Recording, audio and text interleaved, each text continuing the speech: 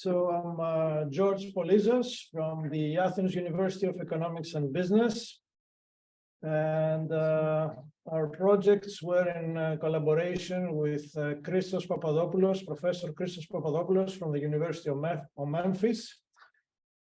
We actually got to have two projects in NGIatlantic.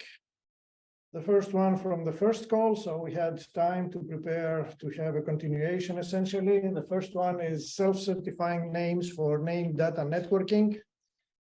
And the second essentially continued with securing content delivery and provenance. My team, Nikos Fotiou, Yannis Thomas, Iakovos Pitaras, and Vasilios Kalos, they were or are PhD students of mine at one time or another. Even my colleague George Xilomenos was a PhD student of mine at UC San Diego, and my colleague Vasilios Siris. And the projects are about a new style of networking, information-centric networking, which is not that new anymore.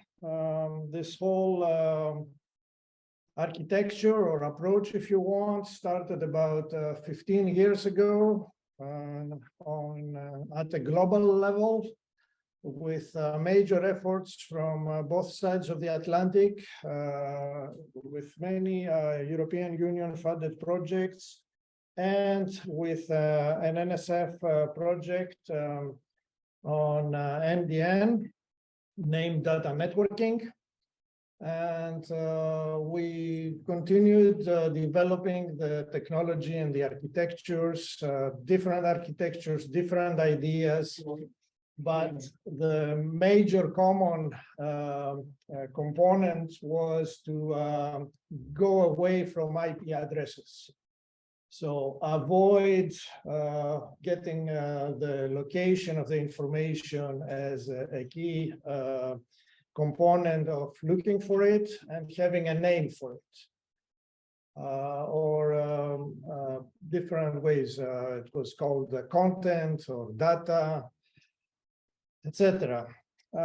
So the projects developed the different architectures, and in the end, the most prevalent one is NDN these days, the one developed from NSF and the consortium that did it, with a couple of back-to-back projects. And even though we had different styles and ideas for the particular solution, our version, the one that my group had developed with others from the European Union, was closer to what is SDN today, with a centralized point of getting the names matched between the requests and where the content is available. We also knew about the NDN technology, and so we had also contributed in some ways, some peripheral ways in that. So these two projects were tweaking some aspects of NDN, and in particular, the key idea of the names. NDN uses human-readable names and has some signature ways of certifying essentially the content. Because otherwise you would ask for some content and you could get something that could be unrelated. And that relies on PKI, on public key infrastructure to provide public keys for the signatures you want to check the content against. So in these projects, we have an alternative approach, and we use decentralized solutions. We use decentralized identifiers mainly, but also verifiable credentials for other aspects. And we apply this to the key component of the architecture, the names. So our names in the first project are not human readable at all, which is a major departure, but otherwise compatible with NDN. And in the second project, we do get some human readable component in the name as well, without missing the decentralized and the certification features of our solution. And we applied this to the NDN testbed. So out of the NSF projects, one of the things that was developed is a global NDN testbed. But even though it's global, it's mostly US driven. It was started there and it's being developed from US. And therefore, it was a key contribution to our project to have a US partner and somebody that was instrumental from the start of the NDN testbed, as Christos Papadopoulos was when he was at the University of Colorado. And so they helped us in both getting information and comments on solutions and on approaches to design our new methods, but also to test them on the NDN testbed. And what we provide with these projects is content authenticity without trusted third parties, and support for advanced content management and delivery with ownership of content through multiple parties or delegation of content rights. For example, when you have a CDN or a structure like a CDN where somebody else is the real owner, but somebody else is serving it, and avoiding sharing keys, secret keys with somebody in the middle, which is happening a lot still today. Using multi-homing and multi-source to improve performance, so you can send the content from multiple parts and through multiple paths, and some additional features that I will mention later on.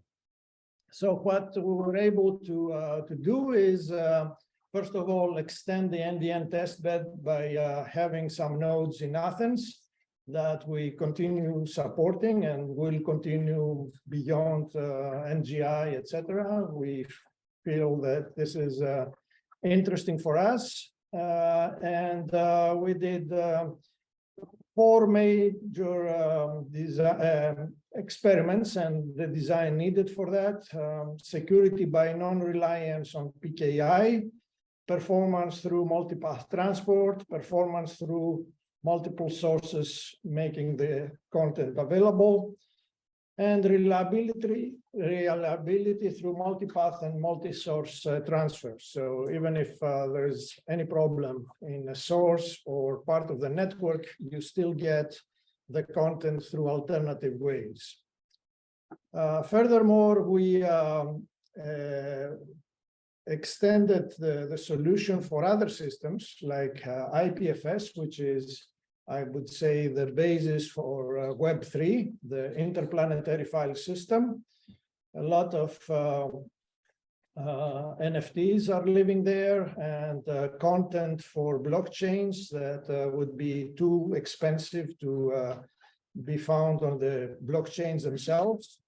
Co-op for group communication, and even some aspects of internet routing. I can show you a paper later on.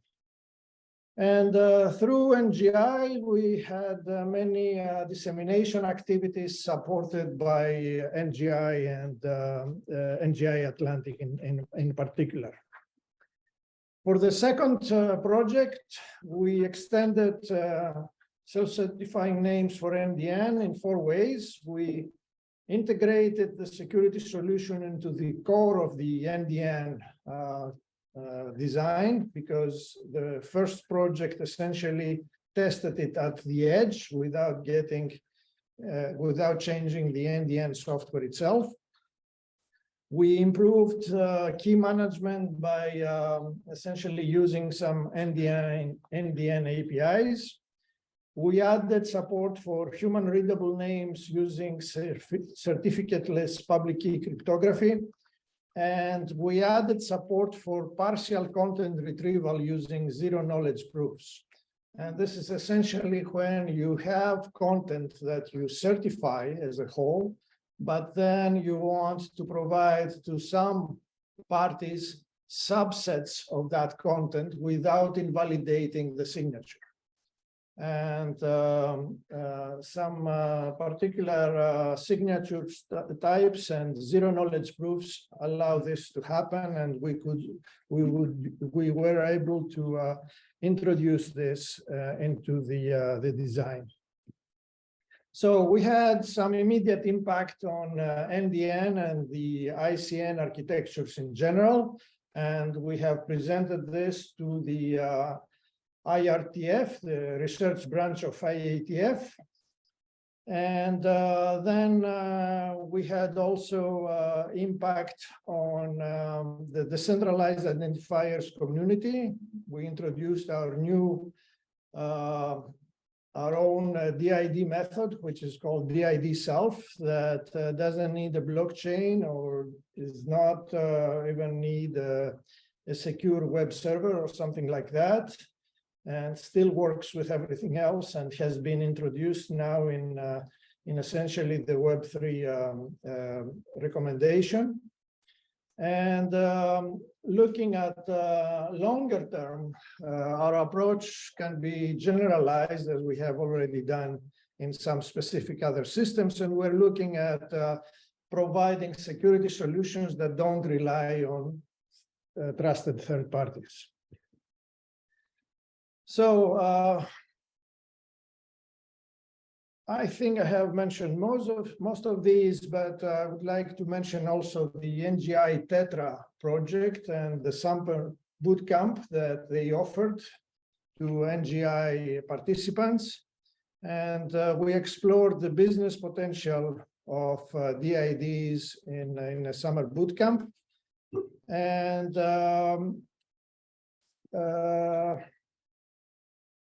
And that led to another development that I'll mention immediately afterwards.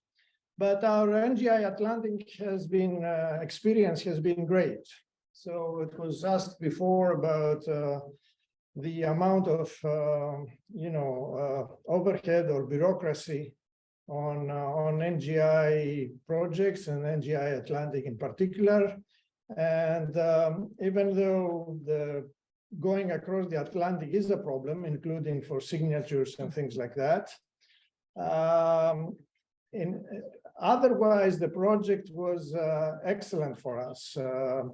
Really appropriate amount of reporting. We were happy to share our developments and achievements with the NGIatlantic project, but not too much reporting, not too many deliverables.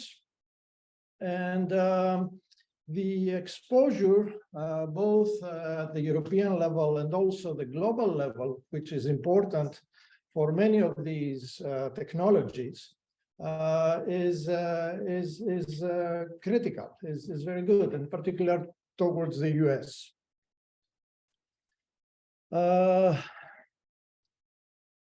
Out of these projects and other projects we had that are around these technologies, we started the first spin-off out of our university.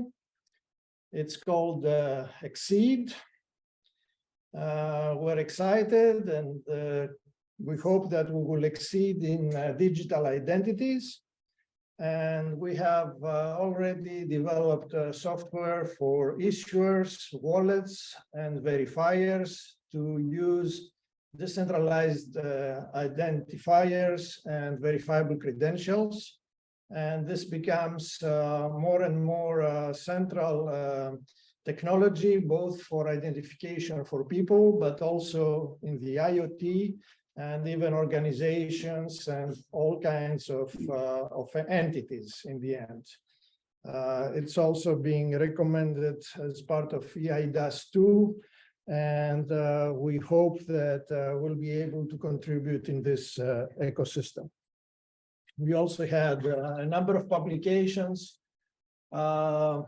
different things, different venues, more networking, more security. So we are also happy for that. And I'll stop here.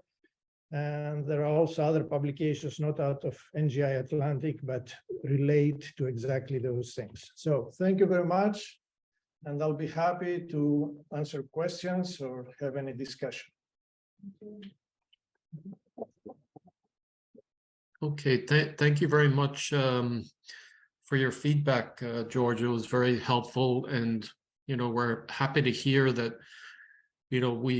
our deliverables were not too much, and they were to the point. The reviews were to the point, and that's really very helpful feedback to us, because one of the things that all of the NGI projects have tried to do, and what we try to do as well, is to to not have the same level of bureaucracy as the the bigger horizon programs. We try to keep it as light as possible, but at the same time have a a monitoring program that's worthwhile. So your feedback on that is very much appreciated, and thanks for that.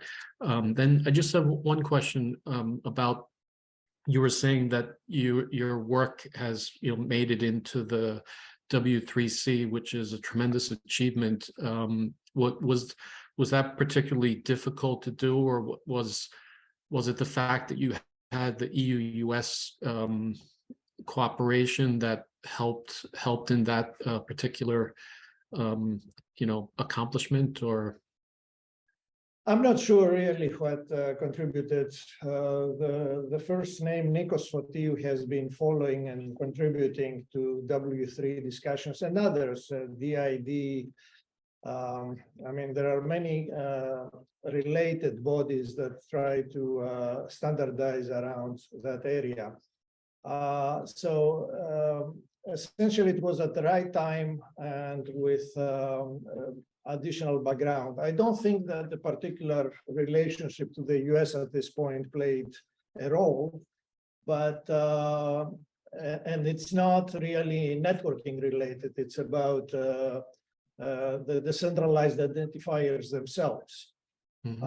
But for sure, it allowed us to get into that area, which we might have not looked at if we weren't really starting with NGI support. So, and it was not, by the way, I don't know if Christos Papadopoulos is on the session and if he wants to discuss, but we were unfortunate in the sense that Christos' group was not funded from the US side, because at that time he was between universities and with no NSF funding. And now he has NSF funding, and now we could do even more things. And we have plans of continuing and applying these things with perhaps automotive or vehicle networking that Christos is focusing on right now, and where many identification issues are critical and are still not finalized. So I think it could contribute, as you suggest, in particular if it was something that was supported by both sides on the key technology. In our case, Christos was supporting more the NDN, getting the technology into the NDN testbed rather than developing it. Okay, thank you very much, George. Thank you. Thank you very much. George, thank you. A quick question from my side. So did you find testbed useful from your perspective to be able to learn new things in the context of NDN? Yes, not so much to learn new, I mean, yes, even learning new things, because there are details that don't go through papers and reports, etc. So some of these things are really into code and into the minds of the people that develop. And some of these things are on the pipeline to get into the architecture, the solution, and the test bed. So talking to the particular people who were able to make the experiments work. Otherwise, we would have gotten stuck. So yes, it was really important, and it's also nice that the NDN testbed continues, and it's there, and it's being developed even after the major projects are over. Great, thank you. Thank you.